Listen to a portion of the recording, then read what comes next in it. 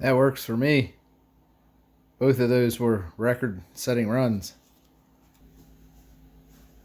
Got something to show you. If you've been following along, you've seen my setup video I did on the UL19. If not, watch it, and I'll put a link in the description below. But in that video I mentioned that there was a couple things I wasn't going into, so I'll show you the rest of the secret sauce. And we'll do a Lipo comparison, what I was running versus these max amps Lipos that I'm using now. At the end of the video on blueprinting sponsons or ride pads, I had blueprinted them, sanded them, and then I had painted them. They were just shiny paint. And I mentioned I wasn't sure if I was going to sand a crosshatch pattern into them or not, and I did. So it's not my idea or my thinking, but they have found that different types of patterns roughen up the surface. Sometimes they go sideways, or even like a glass beaded surface, or a textured surface, or what I use, which is probably more common, is a crosshatch pattern. But that will run faster across water than a painted surface, shiny smooth surface, even waxed. And the reasoning behind that is that pulls in a boundary layer of air, the roughened up surface, between the ride pad and the water. Actually faster. So I did the crosshatch pattern, really fine paper. It was I wet sanded them. I can't remember exactly. It was probably something like 220 grit. So I'm sure that also is part of my success on the saw runs, along with the better lipos. You ever notice when you pick up a model, the feel of a model in your hand? I like picking up my models. I don't know, something about how they look and how they feel in my hands. I enjoy picking them up, looking at them. Maybe they look and feel even better when they go really fast. Okay, let's take a look at the Lipos.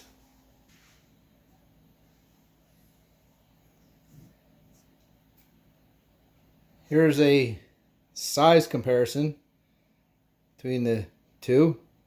The Reeve Electrics are longer, slightly taller, and slightly thicker than the Max Amps Lipos. And the Max Amps Lipos are rated 175C discharge. The Reeve Electrics are rated at 70C discharge. Physically, the size doesn't matter. They both fit fine in the UL19. But let's look at the weight. These are 1 pound, 11.6 ounces. So about 1.75 pounds. I'll hit the tare button, zero that out. And this will be the difference in weight, how much heavier these are. And it looks like what I said in the video, I remembered 4 to 5 ounces lighter, or these being heavier, is what we're showing here. So it's what you call energy density. The output versus the weight. They talk about on the Offshore Electrics forum, they have a thread where they test the claimed discharge rating, and admittedly they said it wasn't the whole picture.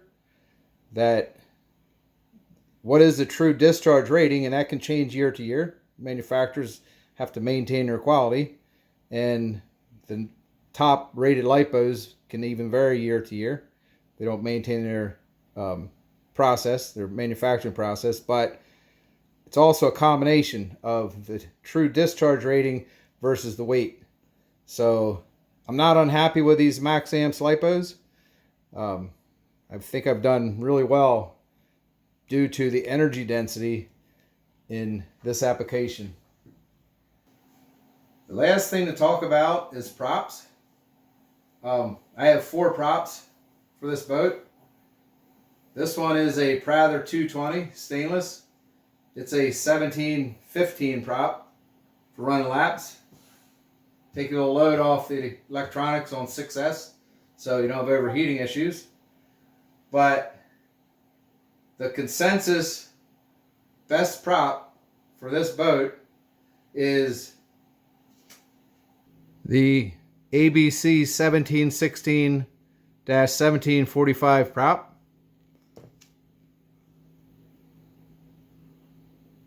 This is one. It's a Chris Hoffman prop. And the factory prop is also 1716 prop, except in stainless. And I have this same prop on the boat that I prepped.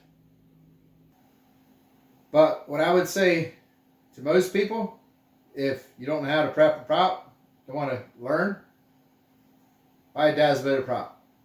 Chris Hoffman prep DAS boater prop. It's as good as you'll do. As good as what's out there. But just bolting a prop on doesn't mean you'll go fast. There's more to it than that. And what I wanted to talk about some more is something I said about making incremental changes to prior known settings. So that's having a bench tune and something you can go back to if you crash, or if you make some changes and it's worse, you can go back to your bench setting. But then also experience. You got to get out there and run it. Different water conditions, air conditions. So the air's, you can have flat water and the air be a little dirty, a little bit of swirling breezes. That's a factor. But get out there, run the boat, see what it does, make your changes, known changes, incremental settings. Do one change at a time so you know what made it better or worse. There was a couple other things. I said there was more to it. There's a couple other things that I wanted to touch on. One of them was what I said about the placement of the batteries. That'd be your CG. I said it wasn't a factor. I should have said it's a small factor.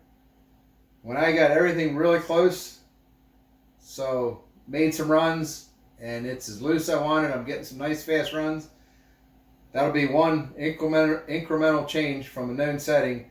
I'll make a fine adjustment to move my batteries back. But the batteries alone, if your strut angle is too much positive, or if the back of the boat's riding too low, you have the strut too high, and this is blowing you off the wing, you can move your batteries as far forward as you can get them and it won't stay on the water. I've done that. So the batteries do make a difference, but those, to me, that's just like a fine incremental setting to slightly move it back, to slightly loosen the boat up versus changing the angle of the strut. The other thing is this wing. I've checked it with this setup on my bench where the bottom of the hull is parallel to the bench, and with a digital pitch gauge, this has a negative 6.5 degree angle.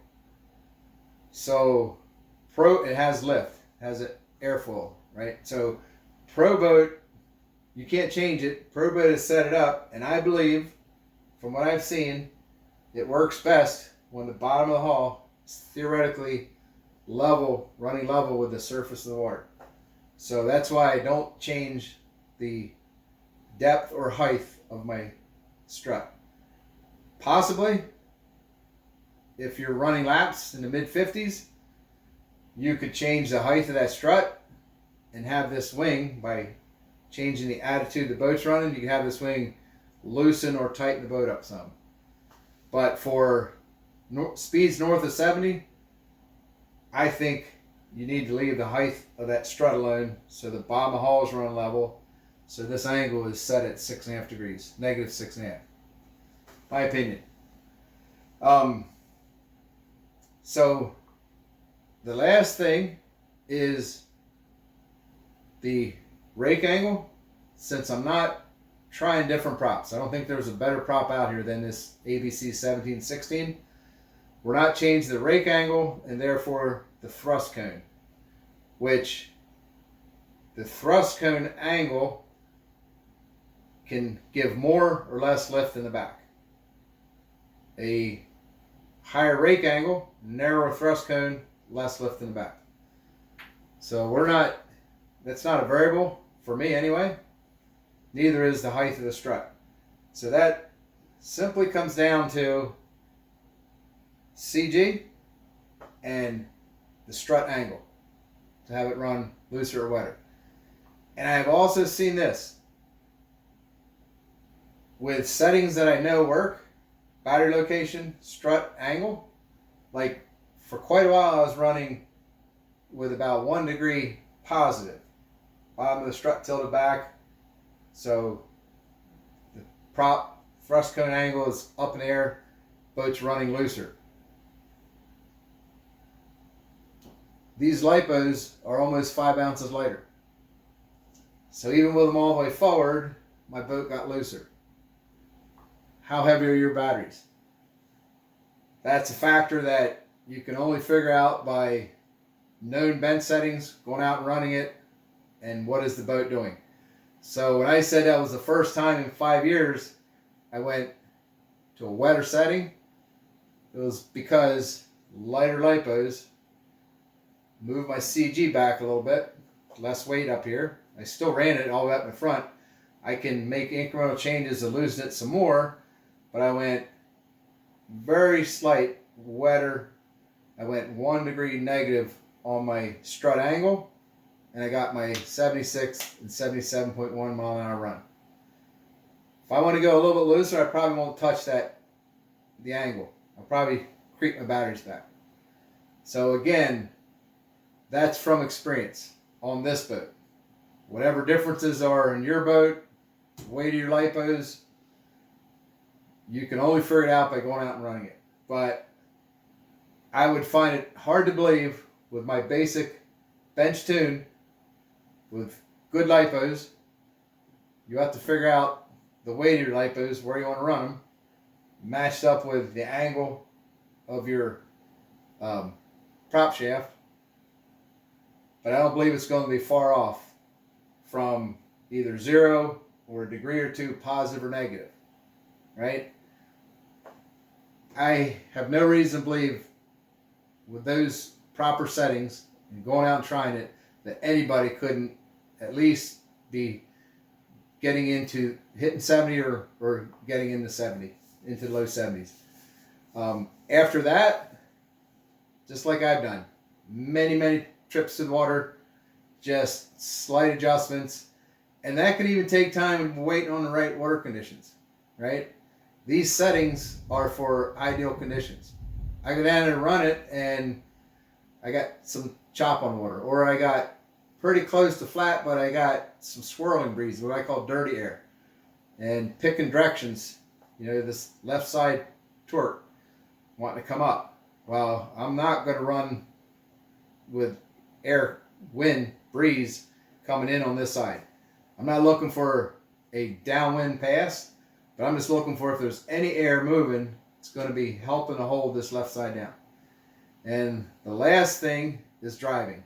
And I've had people absolutely poo-poo driving on a saw run. Okay, how about this thought? And if you watch my 77.1 mile an hour video where it lifted 3, maybe 4 times, and I had to settle it, and then finally got to full trigger.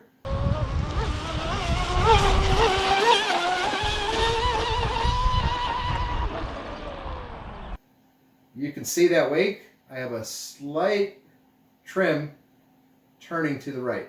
I mean, that's 1,000 feet, 1,100 feet across the reservoir I'm running at.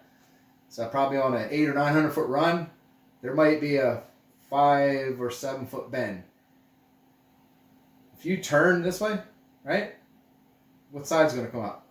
So I have my rudder trim. Now trim is drag, so be careful of that, but with a slight right turn, left side's going to stay down. I've also drove it to where I feel the left side coming up, playing with throttle, and just a slight right turn on a straight saw run. Hold the left side down. So that's the experience thing. So all of that goes into a max saw run. So that's all I have to share with what I've learned from my experience. 5 years of chasing speed, and nothing would make me happier than seeing others have success with this boat.